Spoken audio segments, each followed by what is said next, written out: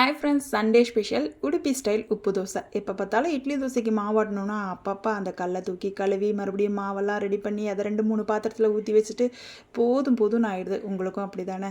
இனிமேல் கவலையை விடுங்க. இந்த தோசையை ஒரு தடவை ட்ரை பண்ணி பாருங்கள். ரொம்பவே சூப்பராக இருக்கும். பேட்டர் ரெடி பண்ணுறதுமே ஈஸி. இதுக்கு ஒரு 2 டம்ளர் பச்சரிசியை 2 மணி நேரத்துக்கு முன்னாடி ஊற வச்சுட்டு அதுக்கப்புறம் அது கூட முந்தின நாள் மீந்த சாதம் இருந்தால் கொஞ்சமாக சேர்த்துக்கலாம். கொஞ்சமாக தேங்காய் வந்து எங்கள் ஊரில் ரொம்ப முத்தி இருந்தனால நான் அது பேக் சைடில் இருக்க அந்த சிப்பை எடுத்து தான் சேர்த்துருக்கேன்.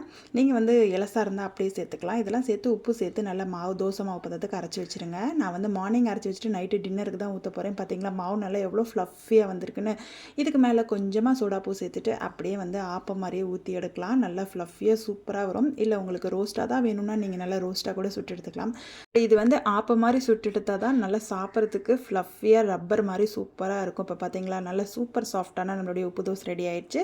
இதுக்கு சைடிஷ் வந்து பார்த்தீங்கன்னா நல்லா சிம்பிளாக ஒயிட் சனால ஒரு செமி கிரேவி தான் ரெடி பண்ணியிருந்தேன். நீங்களுமே ட்ரை பண்ணி பார்த்துட்டு எப்படி இருக்குங்கிறத கமெண்ட்ஸில் ஷேர் பண்ணுங்கள். Bye guys.